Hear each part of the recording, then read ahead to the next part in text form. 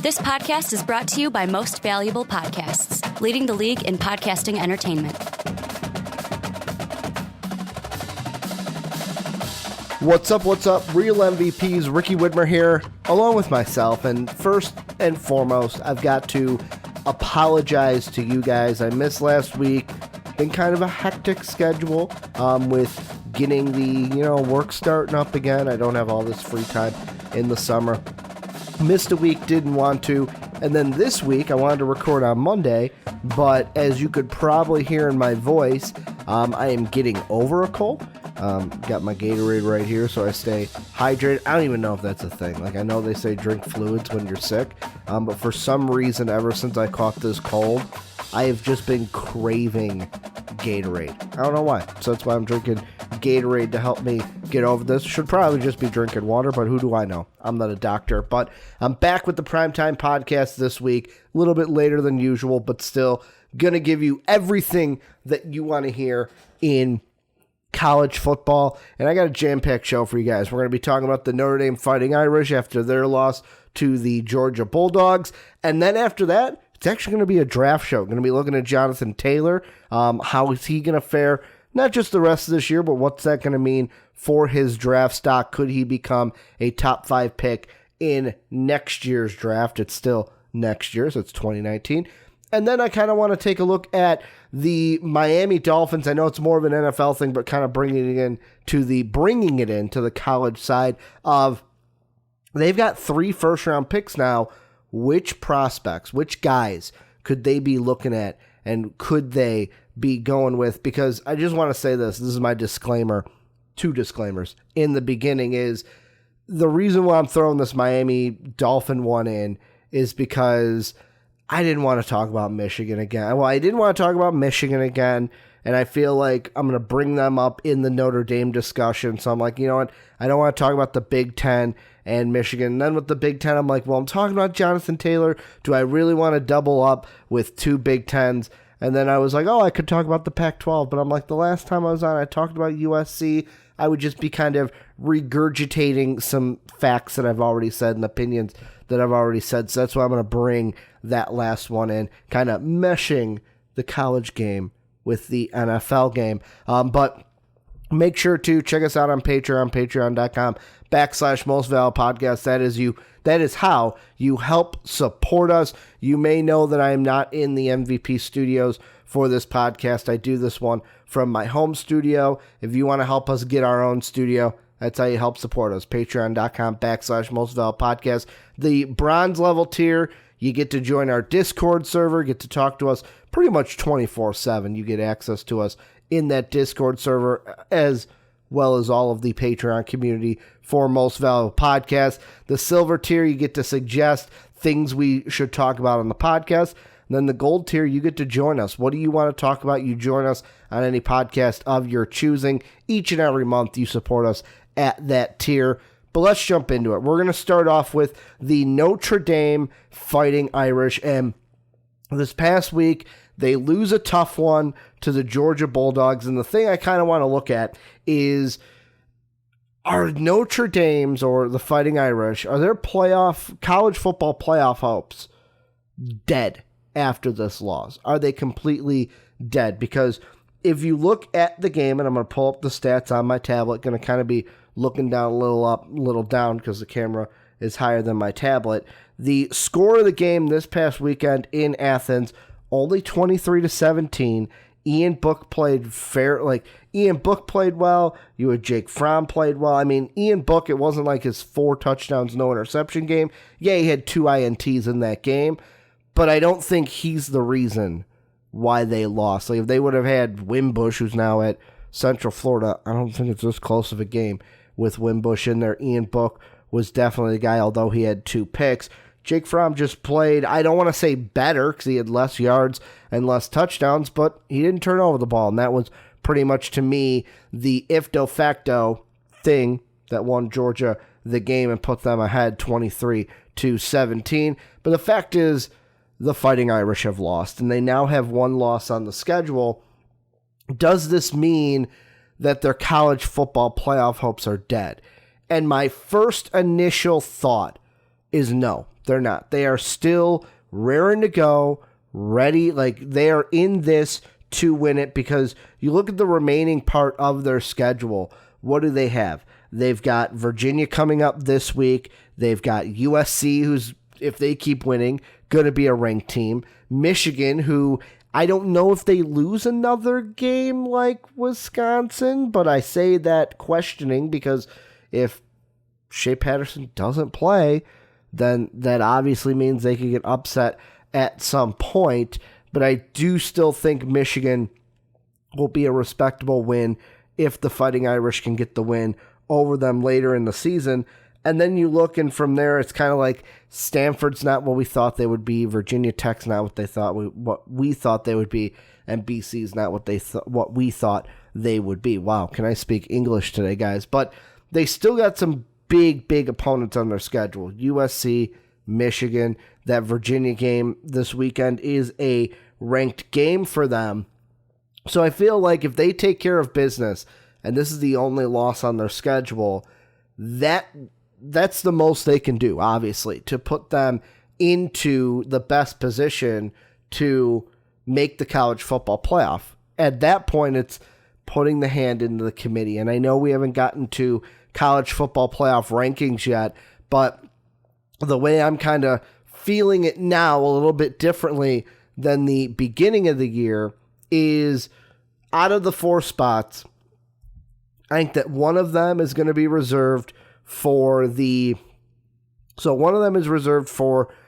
SEC, whether that's Florida, Georgia, whether that's Alabama, whether that's LSU, whether that's Auburn. I know it's probably Georgia, LSU, Alabama are the top ones. I'm going to throw the other ones out there too, because anything is possible. But the SEC will be represented in that playoff with at least one team. So check one of them off for the SEC. Then number 2, I think that the Big Ten gets a team. Right now, I think that's Ohio State. At this point, I don't see many teams beating Ohio State. I wouldn't be surprised if they went undefeated or their only loss was to maybe like a Wisconsin in the Big Ten title game. But they're also, I put Ohio State, but I wouldn't be surprised if like in Iowa or Wisconsin goes undefeated as well. Any of those teams, but my favorite, the one I'm putting ahead of all the others, is Ohio State from what they have looked like this year with Justin Fields. They look like a phenomenal team. So I'm going to give them the second spot, which if you're a Fighting Irish fan, you're going, okay, Ricky, I'm getting a little nervous. Half of the spots are now gone. Please tell me that that my team can still make the playoff, and you're not going to hear what comes next. The third one, and people are probably like, Ricky, how did you wait until third to mention them? I think that the Clemson Tigers are still going to make the playoff. There's nothing telling me that Clemson, I'm sorry for the little jump cut, I had a cough in my voice, but there's nothing telling me that Clemson is not going to make the playoff. So you've got SEC team, Ohio State, or other Big Ten team, and then Clemson. That leaves how many spots? 1. And to me, the Pac-12 is not going to get in. I saw something today that there was a tweet from earlier in the week that it was like Oregon, no. Was Washington, no. Utah, no. That the highest percentage of a team to make the playoff from the Pac-12 right now is Oregon at 8%. I don't think they're getting in. Unless Cal goes on a miraculous run and finishes the year undefeated, which I don't see happening. I feel like a Pac-12 team will beat them at some point this year. Unless that happens, and even if that happens, I don't know if the committee puts them in over some other teams. I don't see the Pac-12 getting in. So you're sitting there going, Ricky, you just went through, I didn't go through all 5, the Big 12. This is another one. If Oklahoma or Texas, I mean, not Texas at this point, they lost to LSU, but let's look at Oklahoma. If Oklahoma goes undefeated, they're probably going to get in. So if the Fighting Irish want to get that last spot, to me, there's a couple things that they've got to hope for to happen. Number 1, you got to take care of business. You got to win out the rest of your way. That's just easy. That's the easiest way. If you lose one more game, then of course you're done and you're not going to make the playoff. The first thing they need to have happen is they need to hope that the Big 12 beats up on each other. And when I say that, nobody gets a perfect record. No one comes out comes out undefeated, I should say. That's probably the right term to use. Nobody comes out undefeated in the Big 12. Because when I look at it right now, after 3-4 weeks of the college, 4 weeks of the college season, the Big 12 right now stands like this. You've got, out of all of those teams, you've got Kansas State that's undefeated, you've got Baylor that's undefeated, you've got Oklahoma that's undefeated, and those first two, are they going to stay undefeated? Probably not. Oklahoma is the team that you're worried about from there. I didn't mention how Texas is 3-1, West Virginia is 3-1, because I feel like your loss to Georgia, it's like, hey, we played a team like Georgia and we'll outrank. Texas, that's going to be an iffy one, because if LSU beats Georgia and then wins the SEC, then maybe Texas, if they win the Big 12, has more of a claim than you guys, because, hey, we lost to LSU, who was the SEC champion. They only lost to Georgia. So the SEC race will play into that, if that even becomes a factor. But number one, take care of business. Number two, obviously, have the Big 12 beat up on each other. Nobody can come out of that Big 12 with an undefeated record. The second thing, the third thing I should say, because the first one was take care of business. Number three, it all comes down to the SEC. It all comes back to the beginning, because as I said in my college football playoff preview, my kind of predictions, what I could see happening this year is getting two teams again from the SEC. I could see a Georgia getting in, and then Alabama sneaking in without even playing in the SEC title game, or hey, Georgia gets in, they beat Alabama, LSU sneaks in to that, like kind of how we had a couple years ago, with Alabama being that team, where it's like, hey, you got the 1 seed, hey, we're going to slide in at number 4, sorry, Ohio State, we're going to slide in here and take your spot. I could easily see that happening again, even if that means bouncing out a Big 12 team in the process. So for the Fighting Irish, I kind of look at it this way.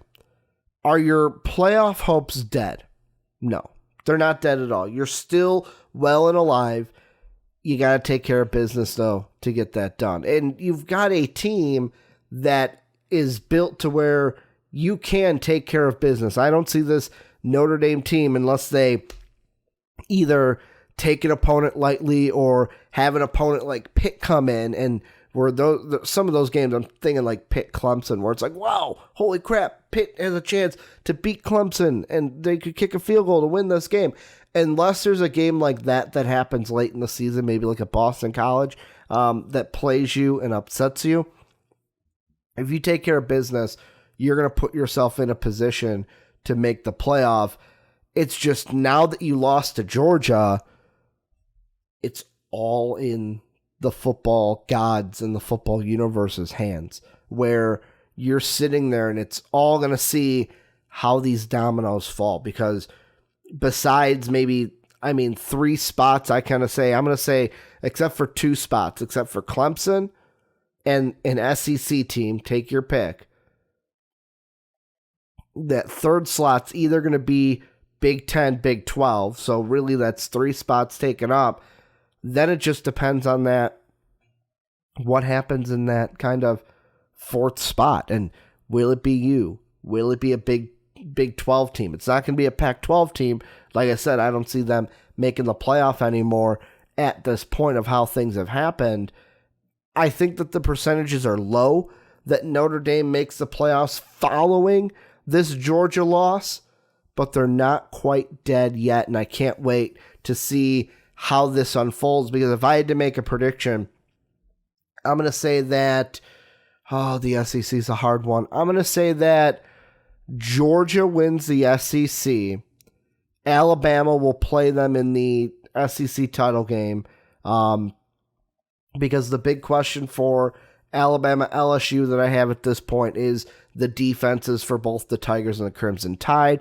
Can the LSU defense come up to the same level that their offense is playing at this point? Can the Crimson Tide get over the injuries that they've got right now on the defensive side of the ball? But I'll just pick Alabama because you don't pick against Alabama until they actually lose. But then I will pick against them against Georgia. So I have Georgia making it.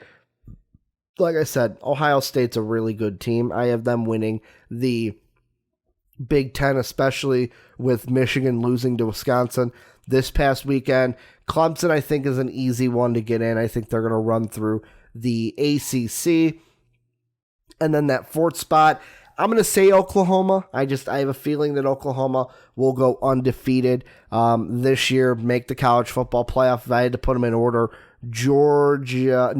Clemson at 1, Georgia at 2, Ohio State at 3, Oklahoma at 4. That's kind of how I see them kind of stacking up right now. But Notre Dame fans and college football fans, let me know what you guys think. How does this Georgia Notre Dame game kind of shake up the college football playoff race? Does it at all? Is it only Notre Dame that it affects? What do you guys think? And also, do you think Notre Dame kind of has a chance to slide in as a one-loss team? How do you think things are going to unfold the rest of this year? Let me know what you guys think down below in that comment section. But let's move on into our next topic, and what we're looking at is Jonathan Taylor of the Wisconsin Badgers. Before we get into that, though, make sure to go over to twitch.tv/mostvaluablepodcast and give us a follow. Also, if you have Twitch Prime, if you have Amazon Prime, throw us that free sub that Amazon Prime gives you each and every month. You got it. If you ain't using it, why not throw it over to us? Help us. It's a way to kind of like Patreon. If you're like, hey, you know what, Ricky, I would love... People shoot me comments all the time, or shoot us comments all the time.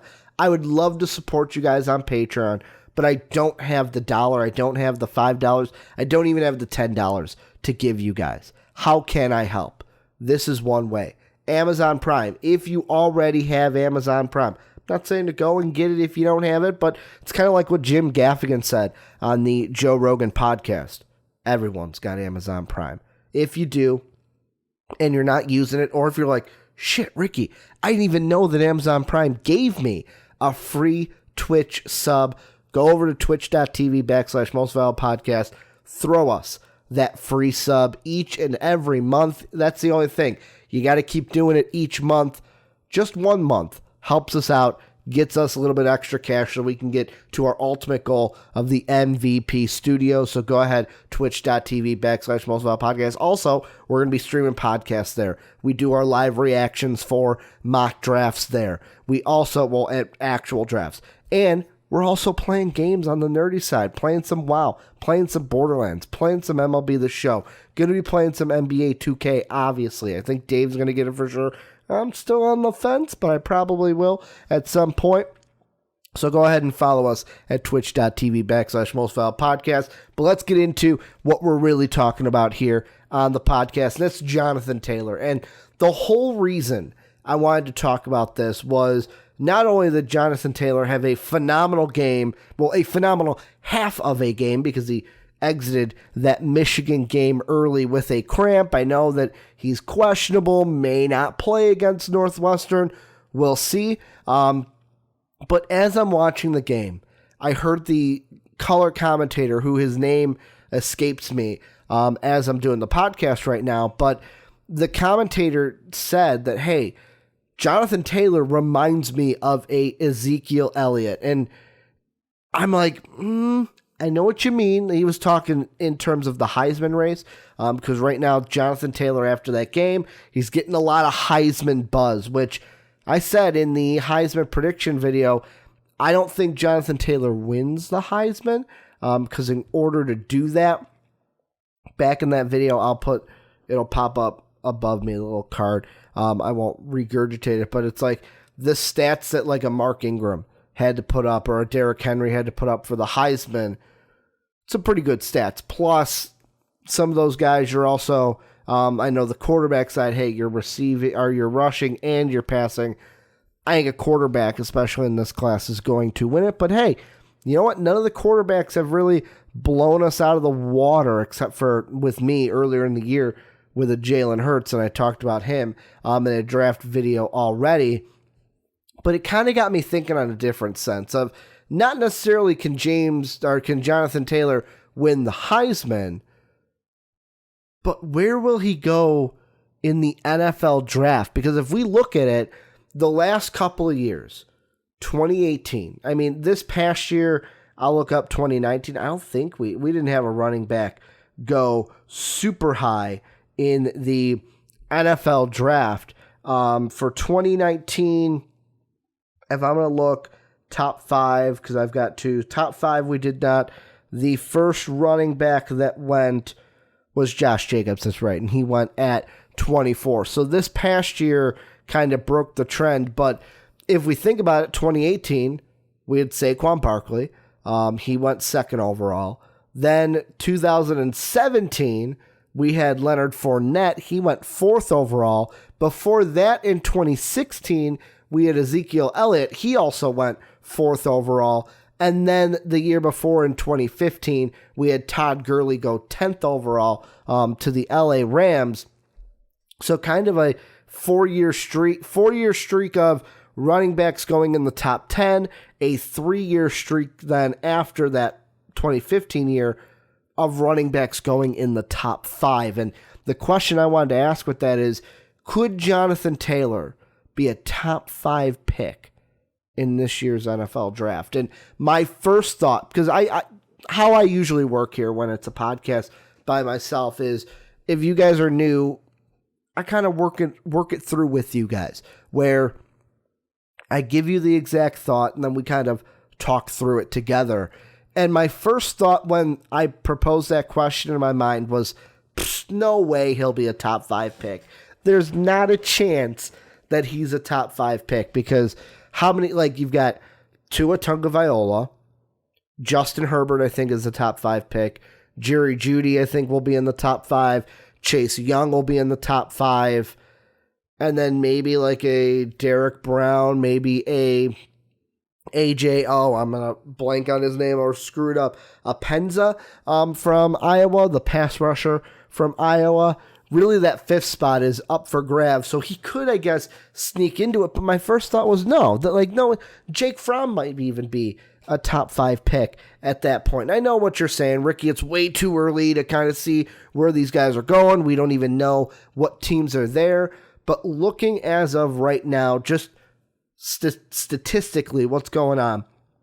Jonathan Taylor, so far this season, I'm going to spit off some stats at you really quick. So last year, he was over a 2,000-yard rusher, but this year he's got 440 yards, 7 touchdowns, only 7 receiving yards, 3 receiving touchdowns.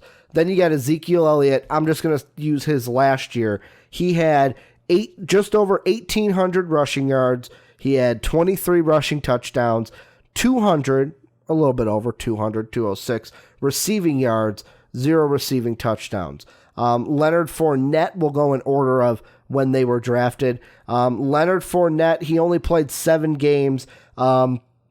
He had 843 rushing yards, 8 rushing touchdowns, 146 receiving yards, no receiving touchdowns, but was almost a 2,000-yard rusher the year before. And then Saquon Barkley, he ran for almost 1,300. He had 1,271 in his last year, 18 touchdowns like he had before the year prior. Then 632 receiving yards and 3 receiving touchdowns. And here's kind of the first, I was thinking about this right before I hit the record button, is each of these guys I feel like is very different, or I shouldn't say very different, but they're unique to one another, because the way I was kind of, and I don't know how this analogy is going to land, somebody can maybe say, well, Ricky, maybe you meant this, hey, kind of help me out here. This is a working analogy. It's not perfect. It's like a stand-up comedian.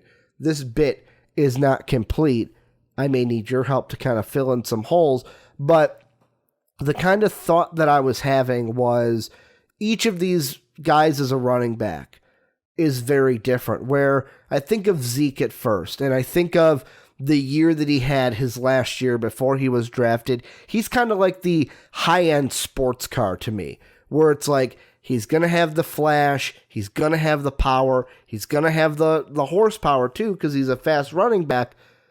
But you know what? It may not be the most reliable car. You may not, and this isn't like a running back over time. This is just what we've seen from Zeke, where it's like a little, where he's the high class of the running back, where, hey, with the good, you may have some bad when it comes to Zeke. So I look at him as kind of like the high-end muscle car or the sports car kind of version. Then I look at Leonard Fournette. Leonard Fournette, to me, is more of that. He's the car, I almost wanted to say, almost kind of like a pickup truck, where it's like, you're going for power. He was the guy coming out. The biggest thing we were talking about is how he put that Ole Miss defender in the grave and how he would just run guys over and demolish them. And it was like, oh my God, I can't wait to see what he does against guys at the next level. I kind of almost want to say he's that pickup truck, that raw power of a running back. Then you got Saquon, which to me, I kind of like, I don't know exactly what car. I'm kind of leaning more towards an SUV maybe. And the reason why I say that is, and maybe this is where you guys can help me out. When I see Saquon, he's kind of the running back where it's like, he does a little bit of both. Can use him in the run game, can use him in the pass game. More so than Zeke, way more so than Leonard Fournette. And that's where I kind of feel like Saquon's that car where it's like, hey, I got this SUV. I'm going to use it for family life, for my personal life, but I'm also going to use it for work as well. Kind of like I'm using it for a dual purpose. It's got dual purposes, dual meanings, rushing, receiving. That's where I'm going with Saquon. To where then I got to Jonathan Taylor, and I'm like, well, what would he be then? Because he's not the high-end sports car. He's not the power back. And when I say power back, he's not as much of a power back as Leonard Fournette is. And he's not as dual threat as Saquon Barkley. And the thing I've kind of sat on with Jonathan Taylor in this analogy is, at first I was like, oh, maybe he's like the high-end luxury car.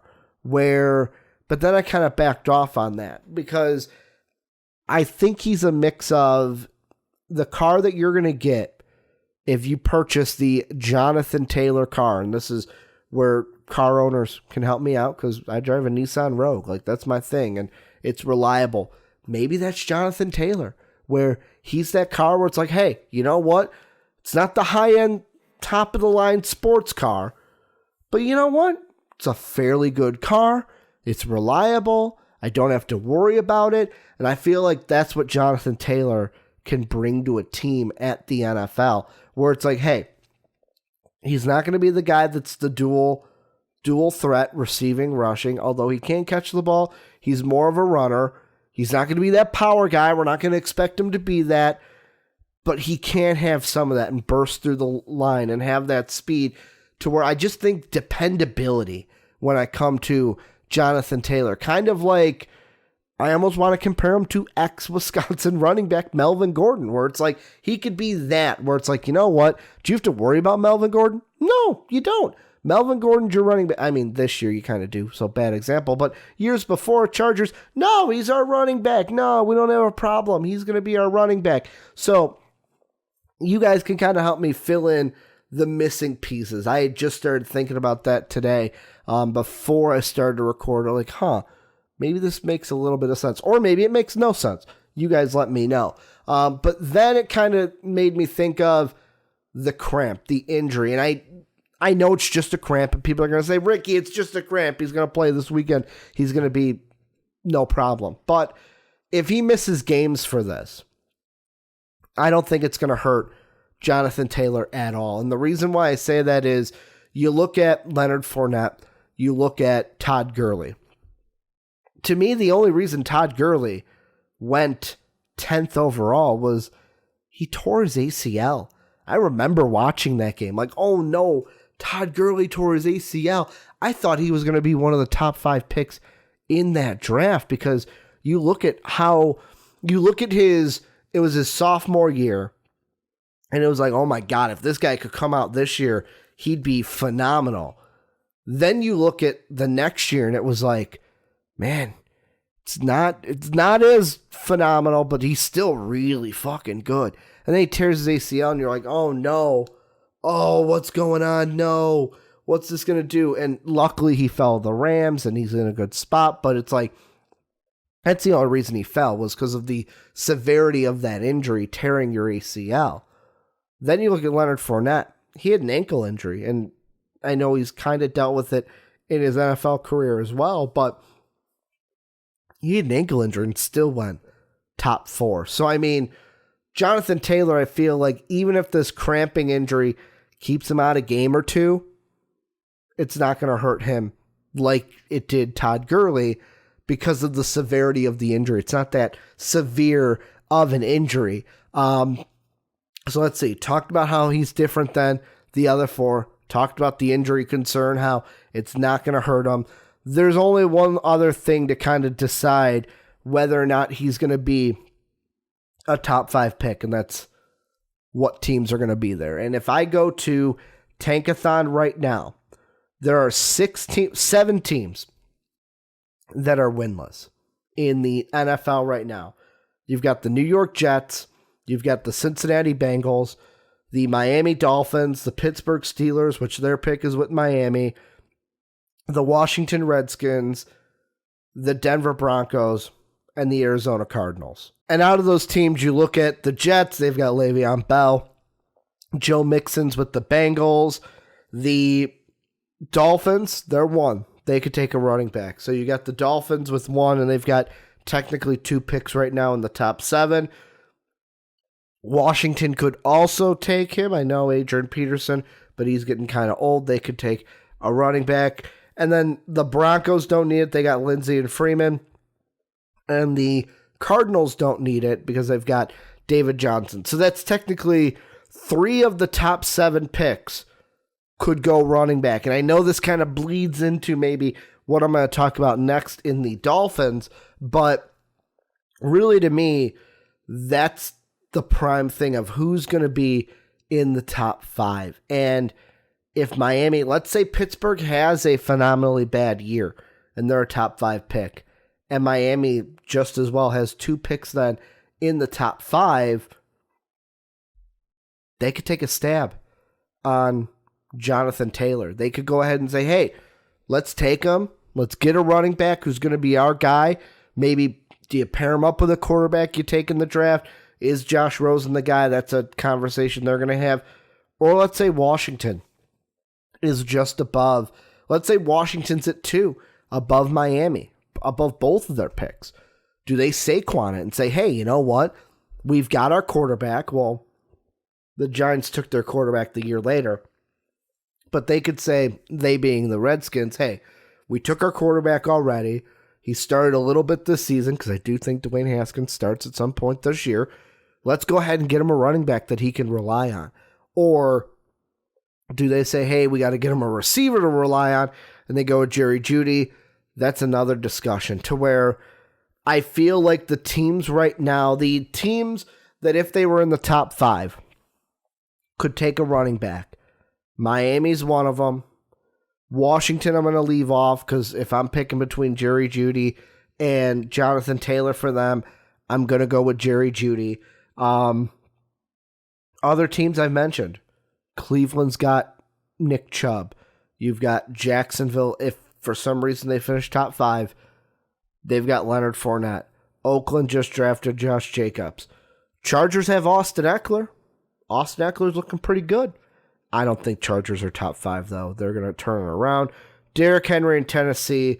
Saquon in New York. Christian McCaffrey. Devonta Freeman. The list goes on and on. The rest of the teams I don't think are going to be anywhere near the top 5 to where, in my mind, if he goes top 5, and that's being Jonathan Taylor, it's to either the Redskins or the Miami Dolphins. And who knows? Something could catastrophically happen. A team could also say, let's say like the Cardinals go, fuck it, we're going to trade David Johnson. At that point, holy shit, they could use a running back and could take Jonathan Taylor. But I have a feeling, if you ask me today, gun to my head, is Jonathan Taylor going to be a top 5 pick? I am going to say no. The reason why is I don't think he has the same, I'm going to say, hype around him at this point. I mean, around the college football world, people know about Jonathan Taylor. But I think it's going to be, if he's going to want to break through, it's kind of like how Saquon, he's got to kind of like break through like Saquon did through all the quarterbacks, although Saquon had higher named quarterbacks than this class. If we compared the two, I would take that class over this class, but that might be a conversation for a different day.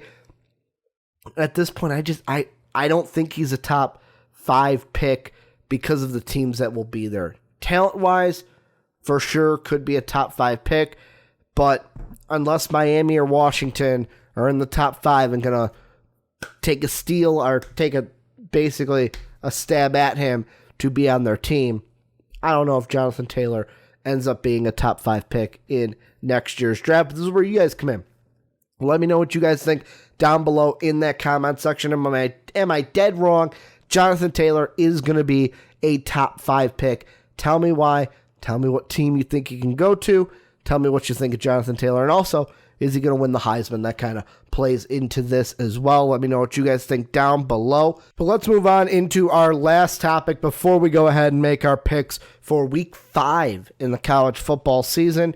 And wanted to kind of stick with the draft, kind of what we were already talking about, and take a look at the Miami Dolphins. Before I do that, make sure to follow us on Twitter. You can follow me at Ricky Widmer, always tweeting about sports and other things and games and cool shit like that. And then Most Valuable Podcast Twitter account if you want to stay up to date with different things. If we have to change a recording date, if we have to give you guys updates, cool things like that, make sure Most Valuable Pod, follow us on Twitter. But let's dive into this NFL draft discussion, looking at the Miami Dolphins and what I am going to take a look at to kind of merge the NFL with the college football, and with the PTP kind of taking on more of a draft focus as well, is which prospects could Miami target this upcoming year? Because we've already seen these guys in 4 games. We kind of have an idea now. Miami, they have 3 first-round picks. If you look at it right now, they have, if the season were to end right after week 3, they would have their own pick at number 3. They would have Pittsburgh's pick at number 4. So 3 and 4. And then they would have the 25th overall pick that they got in the Houston Texans deal where, that was the Laramie Tunsil deal, where they sent Laramie Tunsil over to the Houston Texans. They got the Pittsburgh pick in the Minkah Fitzpatrick deal. Minkah Fitzpatrick showing up big, although the Steelers lost in this past week number 3. But kind of taking a look at who they may pick. And I feel like early on, here's some of the things that I'm thinking about. Number 1, you got to decide for yourself, and everyone is going to be completely different on this opinion. Is Josh Rosen the guy? And you may be sitting there going, Ricky, you can't answer that question yet. Like, Josh Rosen has only had 1 start with the Miami Dolphins at this point. And let's pull up the stats from this past game. They got demolished by the Cowboys, but the Dolphins have been demolished all year in 3 of their games. Rosen, let's see, he went 18 of 39, 200 yards on the dot, 0 touchdowns, 0 INTs, 3 sacks, a QBR of 42.9. If you're looking at the stats, that's not bad. Like, taking some positives, yes, I know he didn't get in the end zone. That's what you want to see. But he didn't turn over the ball. And, of course, there was that one play where he threw it up to Allen Hurns, and Hurns just got murdered murdered on that hit. Like, that man has a family that you got to think about. He didn't turn the ball over. Was he perfect? No. Obviously, 18 of 39.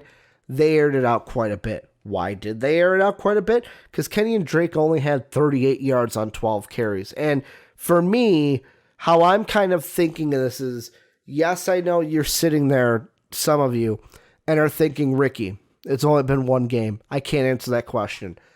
I will answer it.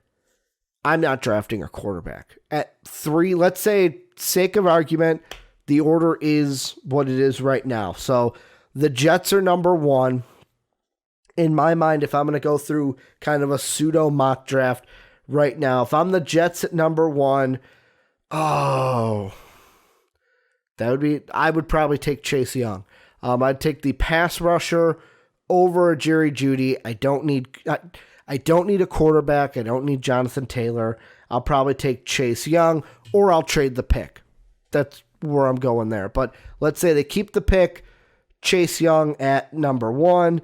Then if I'm Cincinnati, probably take a quarterback. I'll just say Tua Tagovailoa because he's the number 1 on the big boards right now. And until I do one of my own, I'll just say Tua Tagovailoa is the player that they'll take. Just for the sake of argument, they'll take a quarterback. Then on Miami, okay, Chase Young's off the board. Tua's off the board. I'm not going to go with the Justin Herbert. I have Josh Rosen. At this point, if I'm the Miami Dolphins, if Chase Young and Tua are the only ones off the board, I'm double picking. I'm giving Josh Rosen's weapons to work with.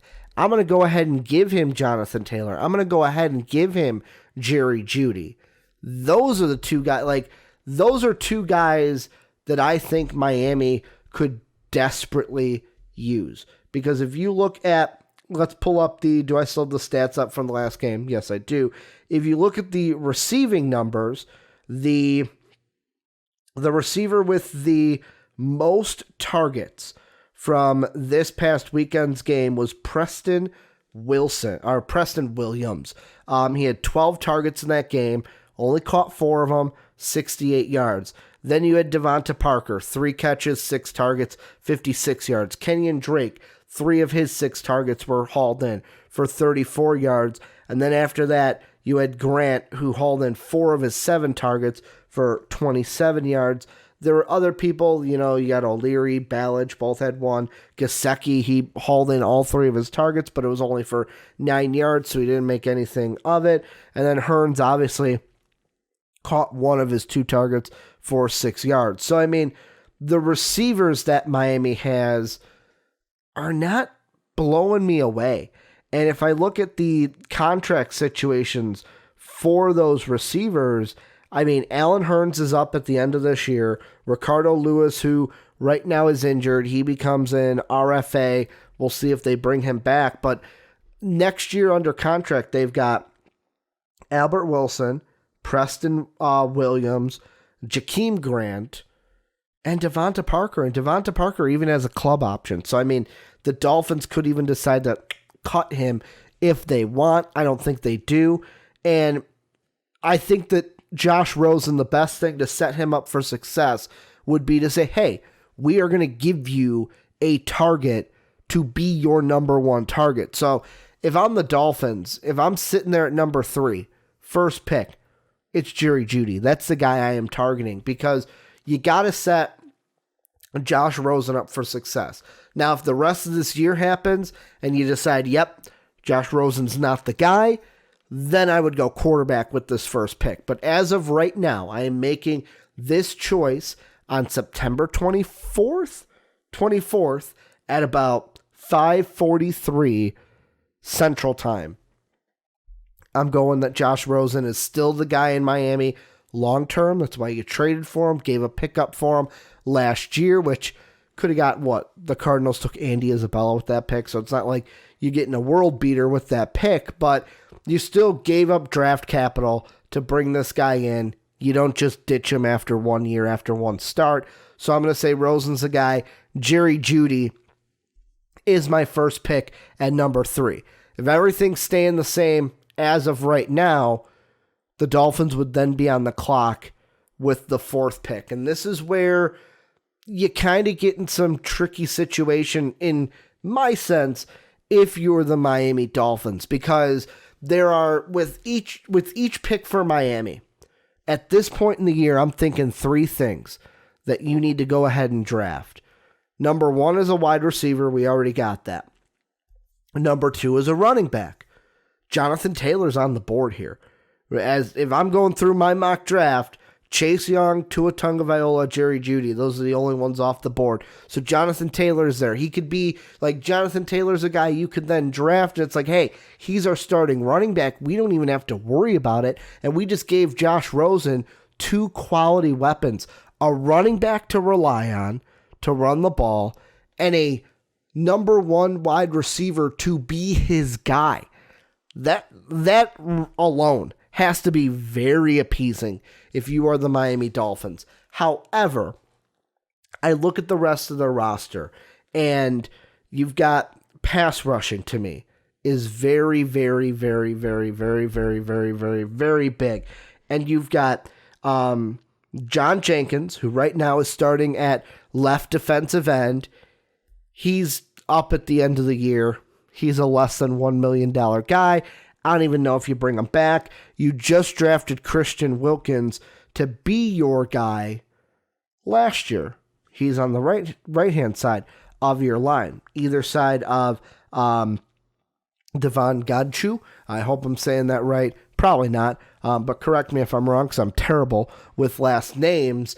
This is the question of, do you go running back or do you go defense? Because even looking at their secondary, like, I don't think they have to go maybe safety. They got Bobby McCain and Rashad Jones are their starting safeties right now. Eric Rowe and I think Xavier Howard are fine right now for cornerback. Sorry for all the jump cuts, guys. Voice right now, hate me. It's like, dude, you know you're coming off of a cold, right? You should probably not be using your voice as much. Plus, that Gatorade getting its usage. But what I was saying before I had my coughing attack and I had to do the jump cut is, you're going to have a decision then to make with this 4th overall pick of which position would you rather tackle at 25? Because if you don't go with Jonathan Taylor, there's a chance that he's there at 25. Like, that's the first thing is, do you think, and it plays into what I talked about, if you didn't, go ahead and listen to it. If you're watching on YouTube, go ahead, give it a watch. I'll put it up above me, top of the video, of will Jonathan Taylor even be a top 5 pick? If you don't think he's a top 5 pick, then sure, go with AJ Epensa, and Jonathan Taylor may be there later on. But for the sake of this, let's say you think that Jonathan Taylor is a top 5 pick. And the thing is, if you don't go with him, the running backs you're probably, like the top 3 running backs you're then looking at potentially at 25 is DeAndre Swift from Georgia, Travis Etienne from Clemson, and then J.K. Dobbins from Ohio State. Whereas if you don't go with AJ Epensa, guys that could be there at 25 for you pass rushing is Gross-Matos from Penn State, Julian Akwara from Notre Dame, Curtis Weaver from Boise State, Terrell Lewis, Alabama, Kenny Wilkes, I think that's Wilkes, from Michigan State, and even like a Nick Cole from Auburn. I just listed some of the top guys, probably the only ones, maybe Gross-Matos, Akwara, and maybe like a Weaver Lewis are probably the only 4 you may think about. Probably even just Gross-Matos and Akwara are the ones you think about. And because of that, in this situation for me, because of how thin, I don't want to say how thin the edge rush is, but like looking at some of those guys for the edge rushers that I just listed off, more of those guys seem like reaches to me than the guys at 25 for the running back position. And you could also put it up this way of, you look at the safety position, Xavier McKinney may still be there.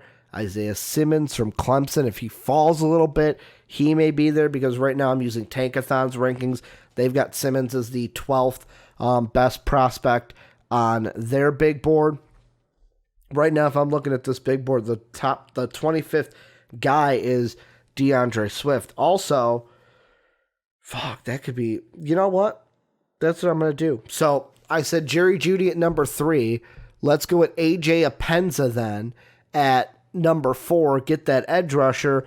Then at 25, you got another decision to make.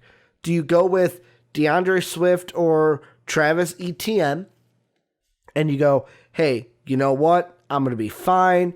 I'm going to get that running back here. Or hear me out here.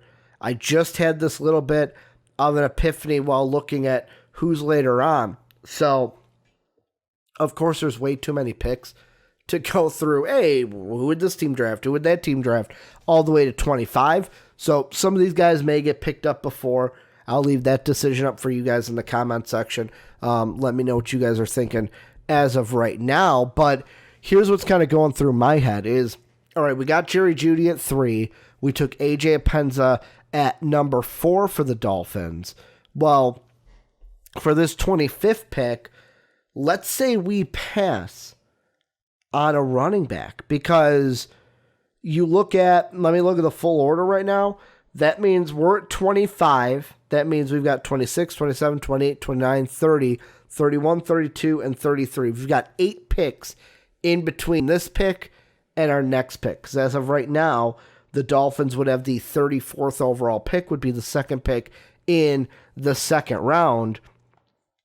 I'm looking at that and going, okay, can I save the running back until that second round pick?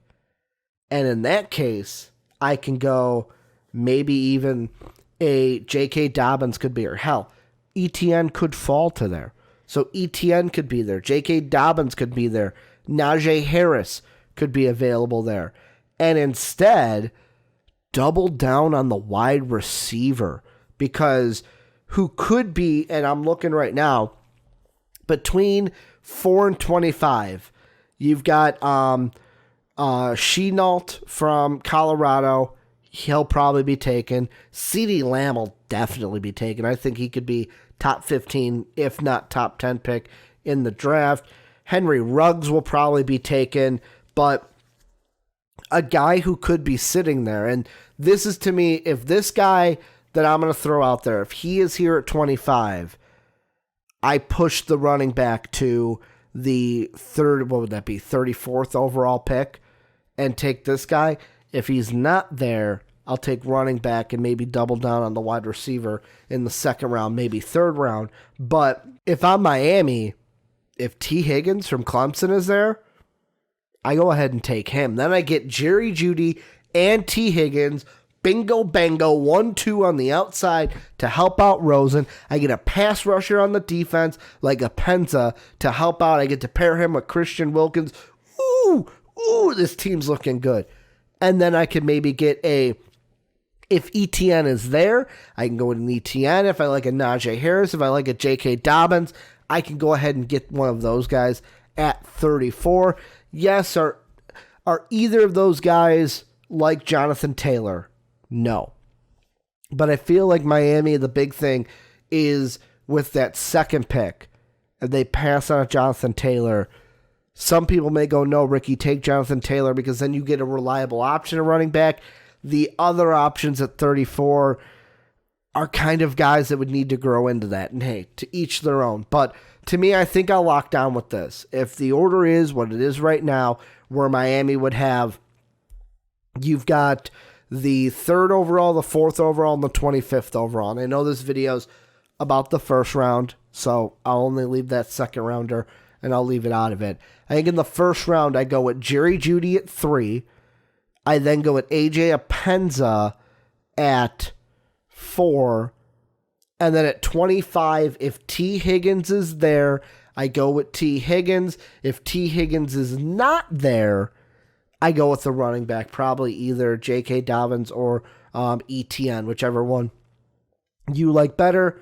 You could put them in there, but this is where you guys come in. I want you guys to tell me what you think. If you're the Miami Dolphins, which prospects are you looking for early into this year? Do you think Miami will have 2 top 5 picks? Will they have 2 top 10 picks?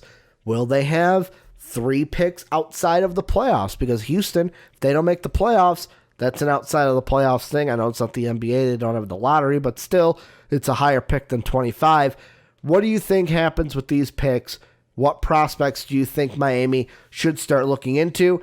And the big one, if you get, let's say, a top 3 pick with one of them, do you take a quarterback? Do you not know? Because Josh Rosen has only started 1 game. Let me know what you guys are thinking down below in that comment section. And let's close out the podcast making our picks for week 5 in college football. And if you're new, what I just started the last time for week 3 was for eons and eons.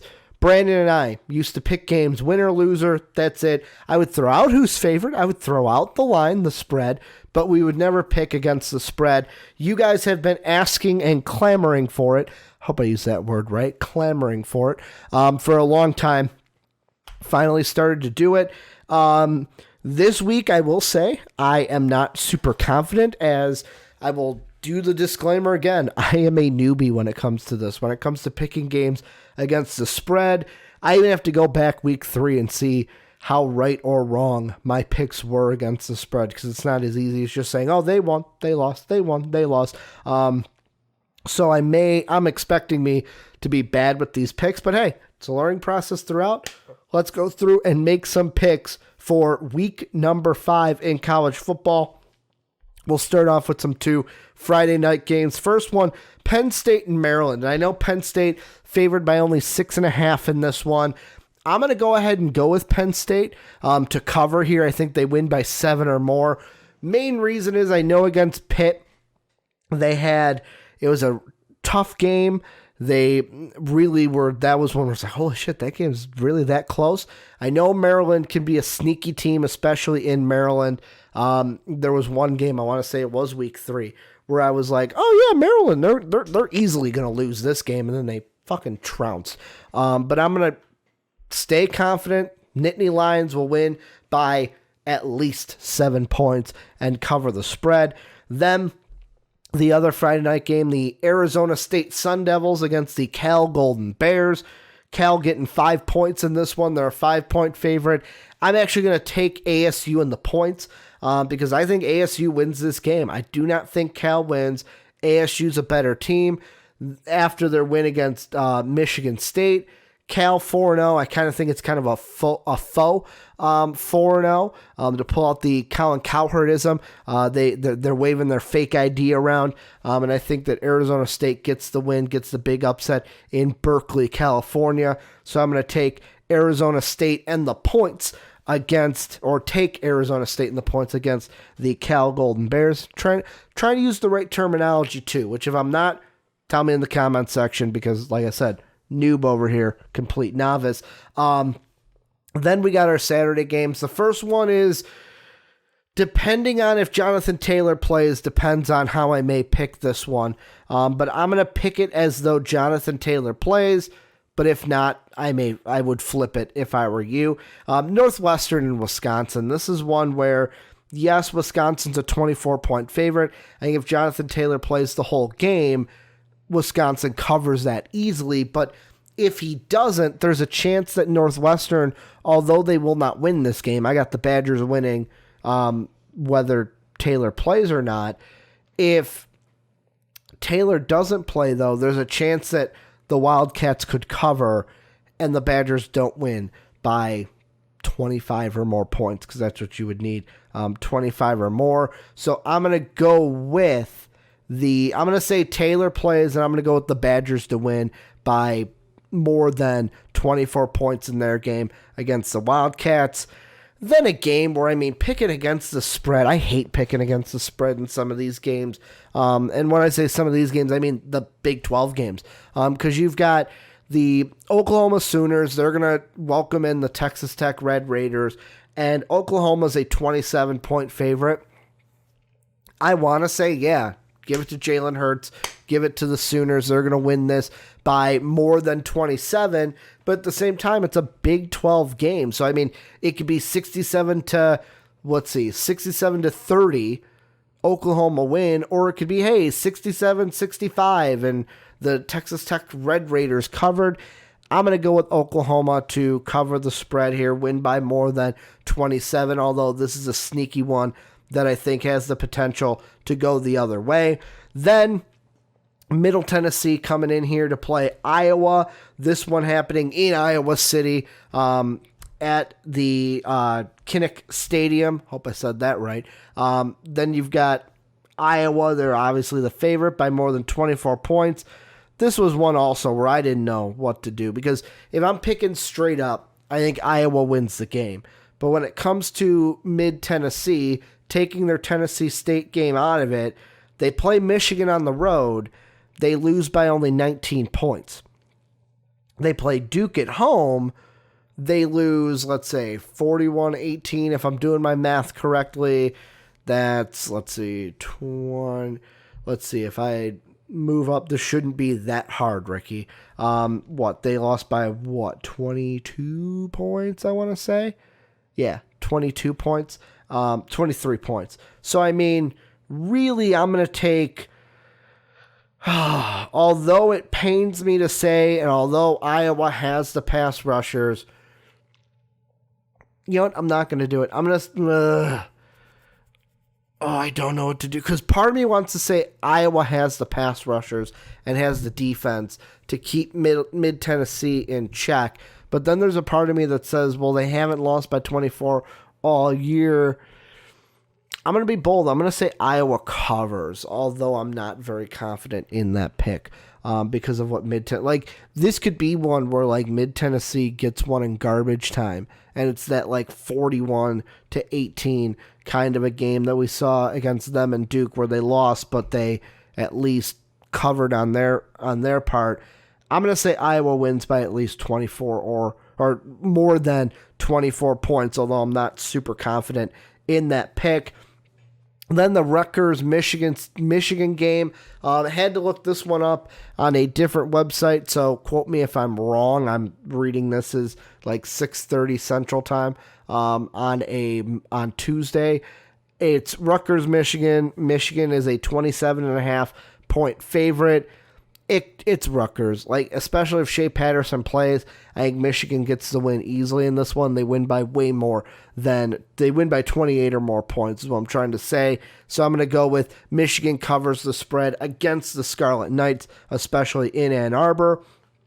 Then an SEC matchup, we've got the Texas A&M Aggies going up against the Arkansas Razorbacks. This is one where the Aggies are a 23.5 point favorite. And really quickly, I got to pull up where Arkansas has been. I am actually going to go with Arkansas. I'm going to go with Arkansas on the points in this one. With it being in Arkansas, I think that they're going to get a boost. They have not been blown out all year. I don't think this is the time where they do get blown out. So I'm going to go Arkansas with the points, although I still have Texas Tech winning the game in the end. Then to me, the first real interesting game where the outcome, I think Clemson wins, but Mac Brown and his Tar Heels going against the Clemson Tigers, to where I'm going to be bold and I'm going to say Clemson does not cover. I'm going to take North Carolina in the point. So Clemson's a 26.5 point favorite. I don't think they win by that much. I think it's a closer game. I'm going to go with the Tar Heels to get the points, although I do see Clemson winning in the end and staying perfect. Then Ole Miss, Alabama. Yeah, Alabama's a 37.5 point favorite. I'm going to go with Alabama because you don't bet against the Tide in these games, and I wonder how much money you got to put down just to win $1,000, kind of like that Duke game, where I think it was you had to put down, $1,000 to win 100 or something like that, something stupid like that, to where it's like it's not even worth betting on that game. But I'm going to go with Alabama to cover against Ole Miss just because it's Alabama and it'll probably be a blowout for them. Then Notre Dame looking to bounce back against Virginia. Notre Dame only a 12.5 point favorite in this one, so 2 touchdowns could cover for the Fighting Irish. You've got Virginia, who is undefeated coming into this game. And, oh man, this is going to be a tough one. Because, like, Notre Dame has lost one game. Virginia has not. I'm going to go with this to be... Ooh, what should I do? Oh, fuck. I didn't even think about... Like, at first I was going to be like, oh, yeah, Notre Dame, no problem. But now that I'm thinking about it, you know what? I am going to go with Notre Dame to win by at least 2 touchdowns. I think that Ian Book has a bounce-back game, although there's a part of me that wants to say, like, Virginia loses by, like, 3. But I'm gonna stick to one of them. I'm going to say the Fighting Irish go ahead and get the win by at least 2 touchdowns. Then, to me, one of the easiest ones, I don't even have to look at the spread to know this because I think it's going to be an upset special. USC going into Washington. Washington getting 10 points, so the 10-point favorite. I got the Trojans. Trojans going to win it outright, so go with the Trojans. Doesn't matter getting the points or whatever. They're going to win the game and continue their hot streak. I really like the streak that they've kind of been on, so I'm going to go with the Trojans getting the win over the 10-point favorite Washington Huskies. Then Indiana, Michigan State. Michigan State's a 14-point favorite.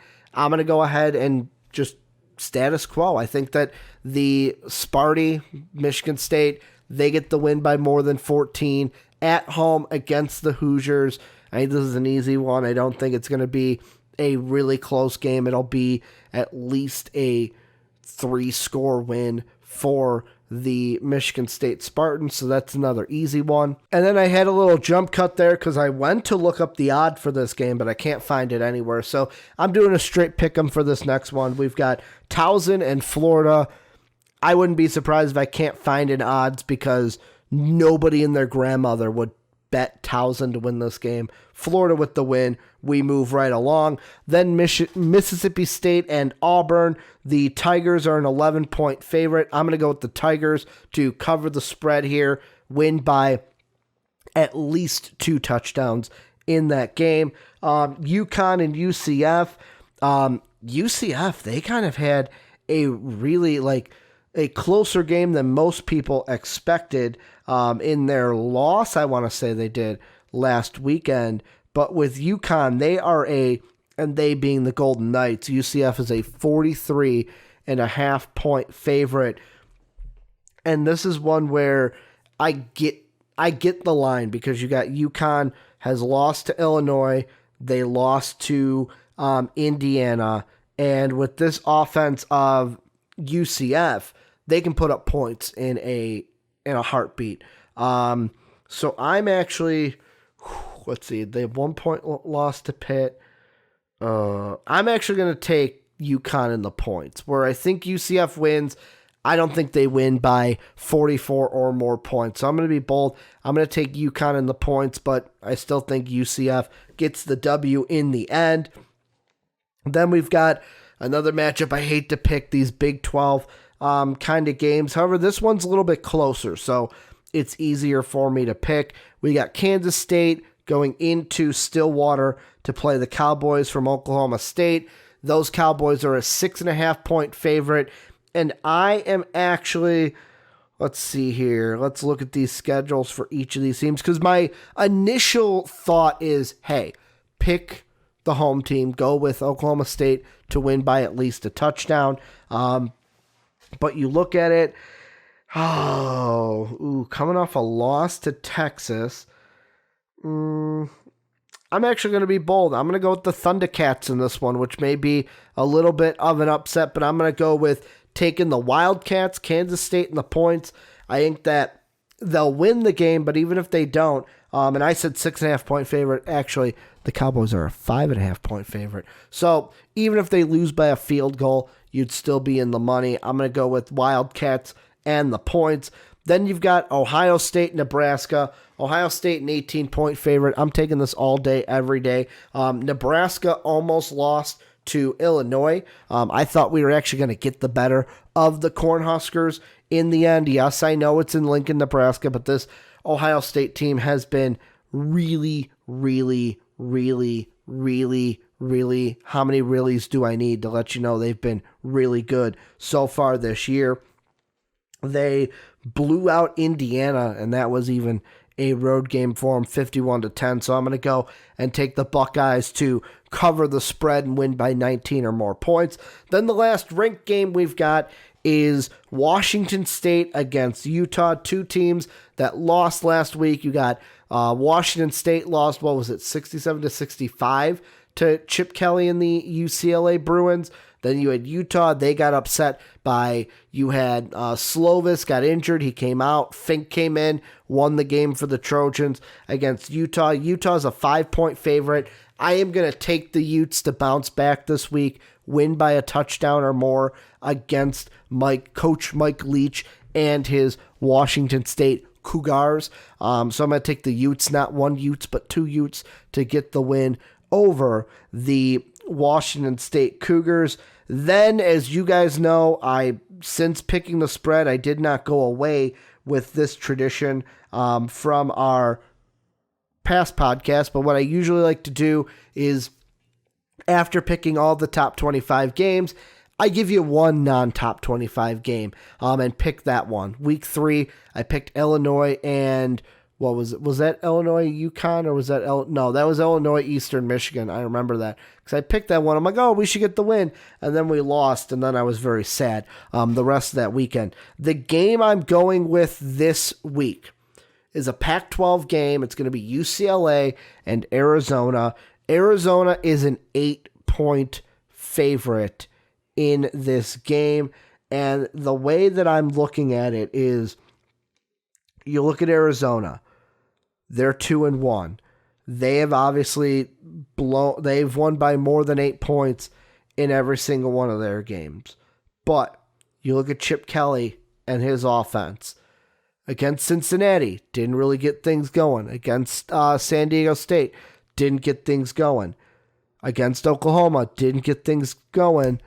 Blew up.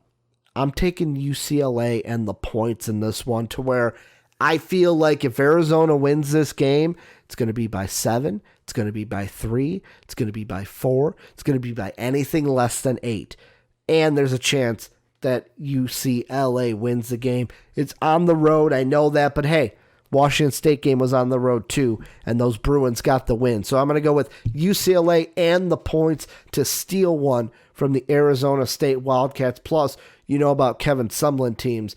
They sometimes crack under the pressure. But that's going to do it for the Primetime Podcast this week. Make sure to, yet again, support us on Patreon, patreon.com/mostvaluablepodcast. We cannot do what we do each and every week without your help.